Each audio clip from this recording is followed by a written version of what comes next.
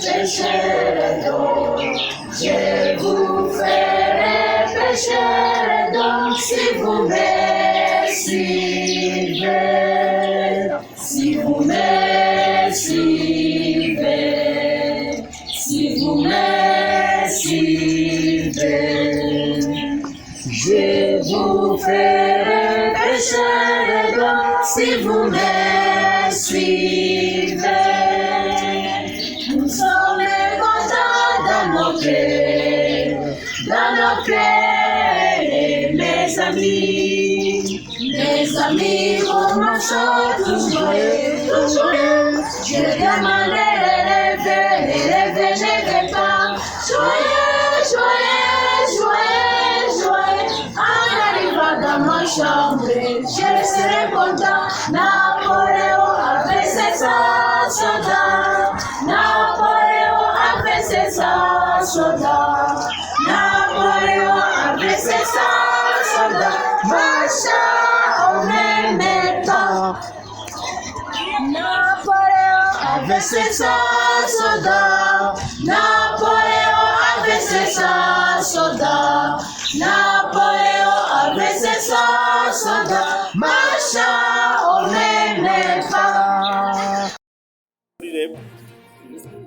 muratangira mutwe cyane mwatwibwira nicyo muhagarariye muri REB tuganire kuri uyu munsi mukuru w'ururimi rw'igifaransa no guharanira iterambere ry'igifaransa mu Rwanda gihagaze gute ugereranyije mu myigishirize ndetse no mu mikoreshereze kuko ari ururimi rwemewe muri leta rukoreshwa. Ururimi rw'igifaransa ariko twese uyu munsi neza kuko bigishwa kandi inzego zose. Integanyanyigisho yarwo ihagaze ite mu mashuri? Integanyanyigisho yarwo irahari ku nzego zose guhera kuri urumva niba integanyanyigisho ihari abarimu bakaba bahari abanyeshuri bakaba bari mu Gifaransa zishyura ko bihagaze neza bwo gusanga abana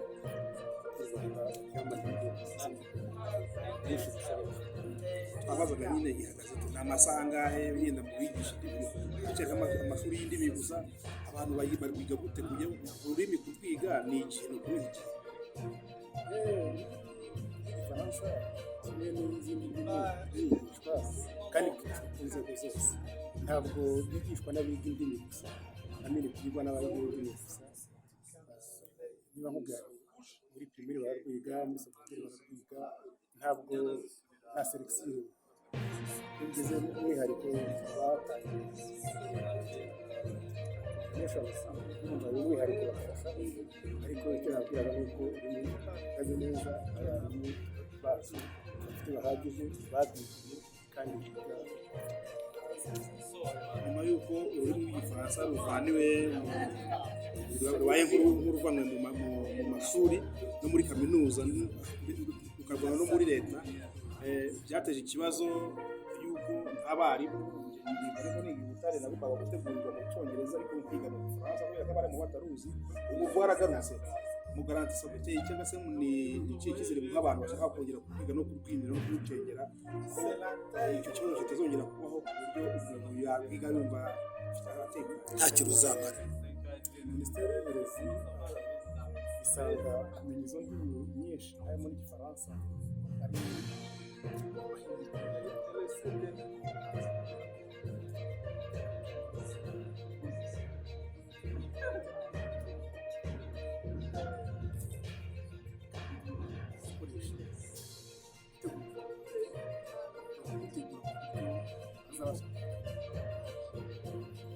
isoko rigari rero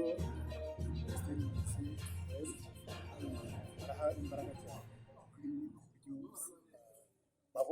birashingirwa ku nyungu bigaragara kumenya igifaransa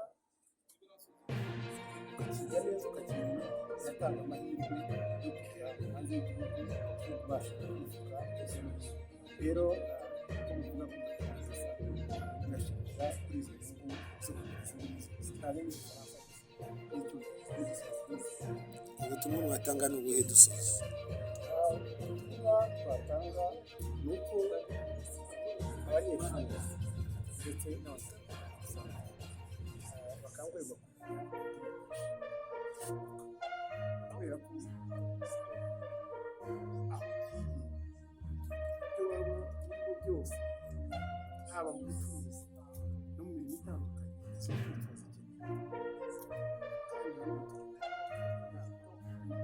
isoko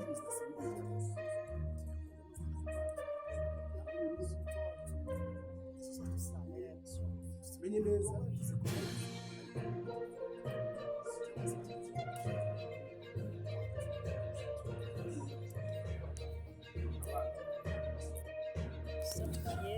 fière d'enseigner le français. Icyo ubwacyo kirahesha mwarimu w'igifaransa izindi mbaraga. Iyindi ni imyumvire yo kumva ko hari abandi bantu, hari izindi nzego zirimo zimushyigikira mu byo akora. Umuntu rero iyo afite ishyaka, afite ibyishimo, yigiramo n'icyizere. Ibyo byose umaze kubigira rero ukora neza. Uyu munsi wari ngombwa cyane, ni ubwa mbere tubijije mu gihugu cyacu cy'u Rwanda, ariko dukurikije ishusho twabona rero twabikora, turabona ko wari ngombwa yuko ubutaha bazasanga uyu munsi hari icyo wasize, kandi tukizera ko usize intego nshya zo kwivugurura. Ubundi igifaransa abantu bakunze kuvuga ko gikomera, igifaransa bakunze kuvuga ko nta wakimenya gusa, ariko uyu munsi turi hano cyane cyane ko hariho gahunda nshyashya, porogaramu nshyashya francophonie yashyizeho iyo porogaramu ikabafasha mu myigire y'igifaransa mu buryo bwihuse.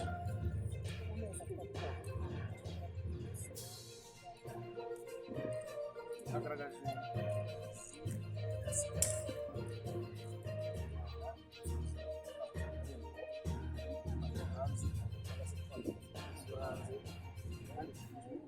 cyemera igifaransa nk'ururimi rukoreshwa mu nzego za leta. Cya kintu cyabayeho gute, mubona cyakemuka gute? Kuko niba igihugu ari francophone tuyoboye OIF, iriya certificat ibura gute? Murakoze cyane. Iki kuko ni impungenge zikomeye cyane zituri ku mutima nka OPF, tubona zibangamiye uwitwa umufrancofone wese uri mu Rwanda.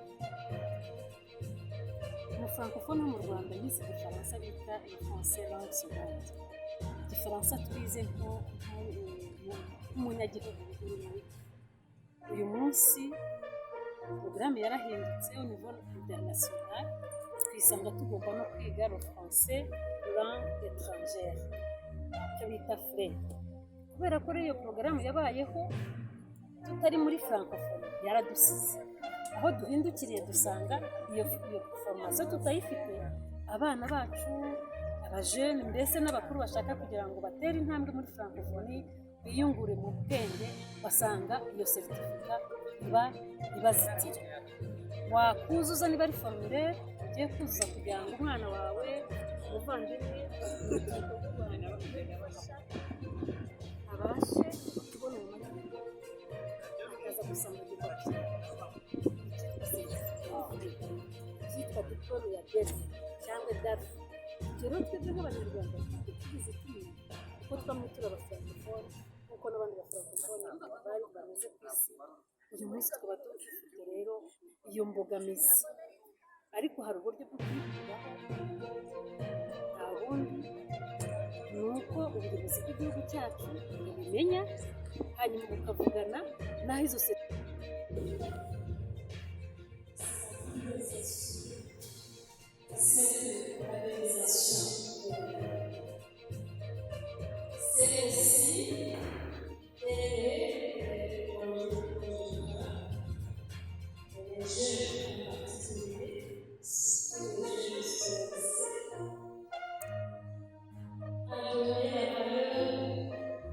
à cette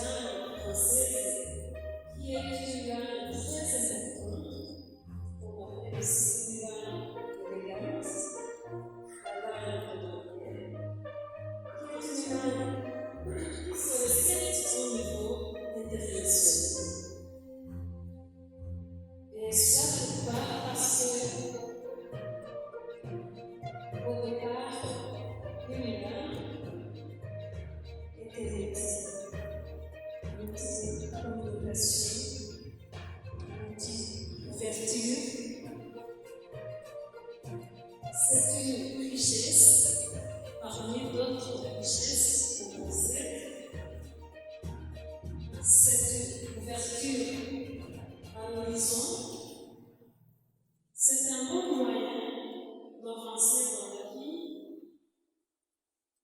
et surtout d'exploiter le monde scientifique. Sinon, quand on ne peut pas avancer, on est bloqué, on est coupé. Reka twongere tubahe ikaze bakunzi b'Ingenzi TV. Umunsi mpuzamahanga wa mwarimu wo kwigisha ururimi rw'Igifaransa warijijwe mu Rwanda. Umwe ku wundi mu Rwanda bishimira kuvuga, kwandika no gukoresha ururimi rw'Igifaransa. Bake mu Banyarwanda bashaka guca ururimi rw'Igifaransa bagitwerera politiki ya mpatsibihugu. Kuva mu myaka y'ubukoloni, igihugu cy'u Rwanda cyakoresheje ururimi rw'Igifaransa kugeza muri Repubulika. Igifaransa cyigishijwe mu mashuri guhera umwaka wa gatatu w'amashuri abanza kugeza mu yisumbuye ndetse na za kaminuza. Imyaka nka 15 ishize ururimi rw'Igifaransa mu Rwanda rwaje kuba ikibazo kugeza n'ubwo baje kurukura mu ndimi zigishwa mu mashuri. U Rwanda rwaje gutorerwa kuyobora umuryango mpuzamahanga uvuga ukanakoresha ururimi rw'Igifaransa Francophonie. Mushikiwabo Louise niwe ufite mu biganza uwo muryango. Abanyeshuri babwiye itangazamakuru ko bakeneye kwiga Igifaransa, bagasaba REB ko cyakongerwa amasaha kuko mu cyumweru gihabwa umwanya muto cyane, bigatuma batakiga uko bikwiye n'ubumenyi bwacyo kuri cyo bukaba buke. Nyina w'umuntu Marie Gorette uyobora umuryango uharanira ubusugire bw'ururimi rw'Igifaransa mu Rwanda no mu karere, we avuga ko kwiga Igifaransa no kukivuga ari umuyoboro mwiza ufasha uwakimenye mu iterambere rye, iry'igihugu n'iry'isi yose muri rusange. Abarimu bo mu karere ka Burera bizihije uyu munsi mukuru mpuzamahanga wa mwarimu wo kwigisha ururimi rw'Igifaransa banezerewe cyane. Baboneraho gusaba leta kongerera amasaha yo kwigisha urwo rurimi mu mashuri kugira ngo abana babone umwanya mwiza wo kurwiga no kuruvuga. Uwaruhagarariye REB nawe yakanguriye abitabiriye umunsi mukuru mpuzamahanga wa mwarimu wo kwigisha ururimi rw'Igifaransa kugikundisha abanyeshuri, bakabatoza kukivuga bakiri bato ndetse bakabatoza no kukiganiramo. Igifaransa kigeze gufatwa nk'aho aricyo kibazo hagati y'u Rwanda n'Ubufaransa, none ubu umubano ni wose. Intero ni iga Igifaransa, vuga Igifaransa, kundisha abandi Igifaransa. Ingenzi turabashimiye, tubasabye gukomeza gukora subscribe, share, like na comment kugira ngo amakuru abagereho.